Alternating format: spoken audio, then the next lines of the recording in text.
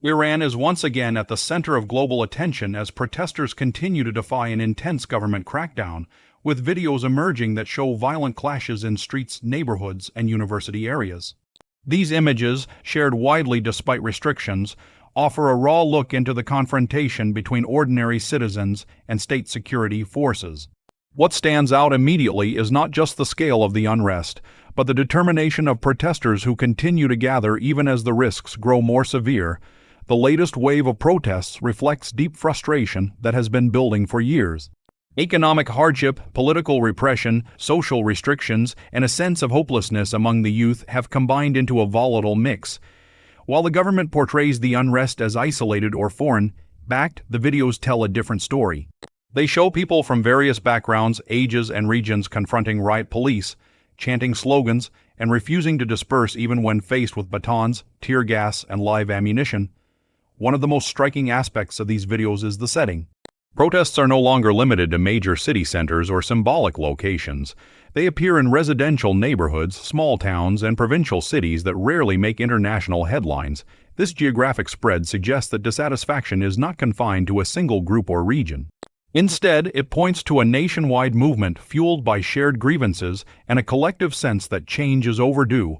The violent clashes captured on camera reveal the intensity of the state response. Security forces are seen charging crowds, firing tear gas at close range, and beating protesters who fall or attempt to flee. In some clips, armored vehicles block streets while officers drag individuals away.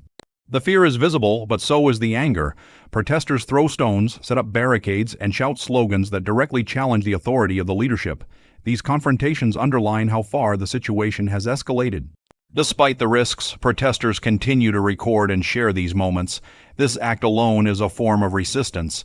In a country where internet access is often restricted during unrest, the circulation of videos becomes both a tool for documentation and a way to maintain momentum. Each clip serves as evidence that the protests are real, widespread, and ongoing, countering official narratives that attempt to minimize or dismiss them. The role of social media cannot be overstated. Even with slow connections, VPN blocks, and temporary blackouts, information continues to flow. Videos are uploaded, reshared, and translated, allowing international audiences to witness events almost in real time. For protesters, this visibility offers a sense of protection and solidarity. Knowing that the world is watching can strengthen resolve, even if it does not immediately change conditions on the ground. The government's crackdown has been swift and uncompromising. Authorities have deployed riot police, plainclothes agents, and special units to suppress gatherings. Arrests have surged, with reports of thousands detained. Families often learn of detentions days later, if at all. Some detainees face harsh interrogations, and allegations of abuse are widespread. These measures are designed to intimidate, yet they also deepen resentment. Videos of violent clashes also highlight the imbalance of power.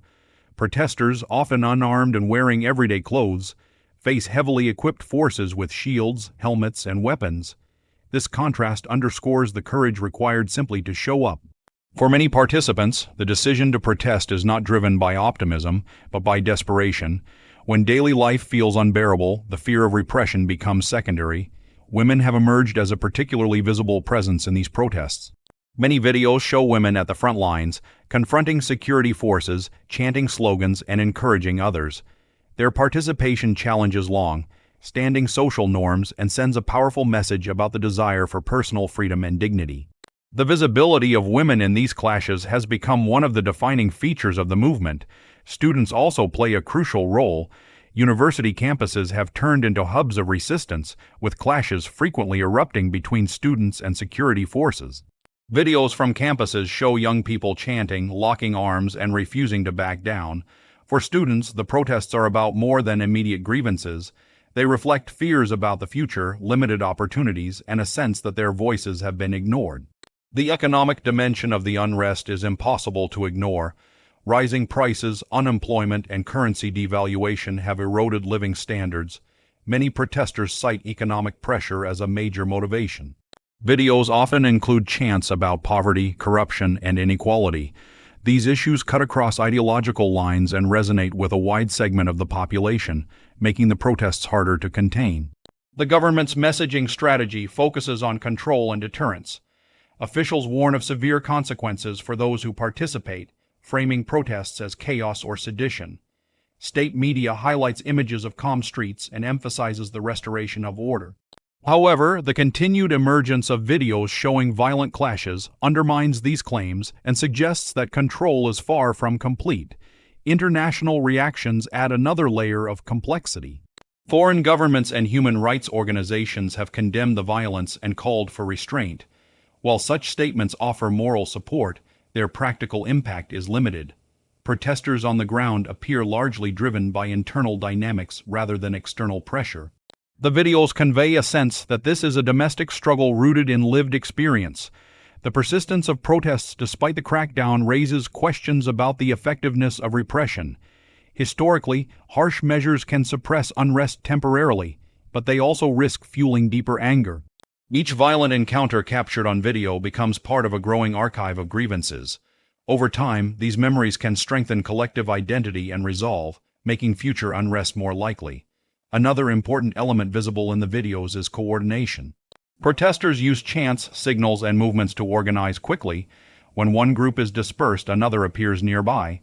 This fluidity makes it difficult for security forces to fully contain the situation. It also reflects learning and adaptation. As protesters adjust tactics in response to state actions, the emotional tone of the videos varies widely. Some show moments of fear and chaos, with people running and screaming. Others capture defiance and even humor as protesters mock authorities or celebrate small victories. This emotional range humanizes the movement and counters attempts to portray it as purely violent or destructive. Families and communities are deeply affected by the clashes. Videos sometimes show neighbors opening doors to shelter fleeing protesters or residents banging pots from rooftops in support. These small acts of solidarity suggest that even those who do not protest directly are engaged in their own ways.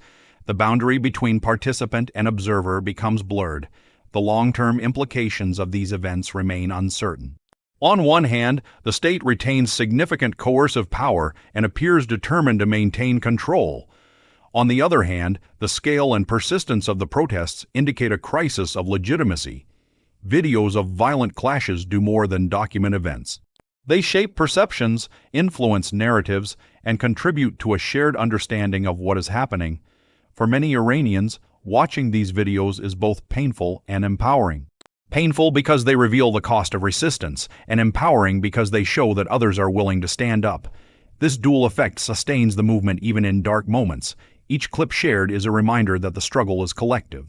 The defiance shown by protesters challenges assumptions about fear and obedience. Decades of repression have taught people to be cautious, yet these videos show a breaking point. When fear loses its power, even temporarily, the dynamics change. Security forces may control streets, but controlling beliefs and aspirations is far more difficult. The clashes also reveal fractures within society. While many support the protests, others fear instability and prefer order. These divisions are evident in online discussions and personal conversations. Videos can intensify these debates, forcing individuals to confront uncomfortable realities and choose where they stand. As the crackdown continues, the role of documentation becomes increasingly important. Videos serve as historical records that may one day be used to seek accountability. They also preserve voices that might otherwise be silenced. In this sense, every clip is an act of resistance against forgetting. The situation in Iran remains fluid and unpredictable. Protests may surge or subside, tactics may change, and the balance between repression and resistance may shift. What is clear is that the videos of violent clashes have already left a lasting mark.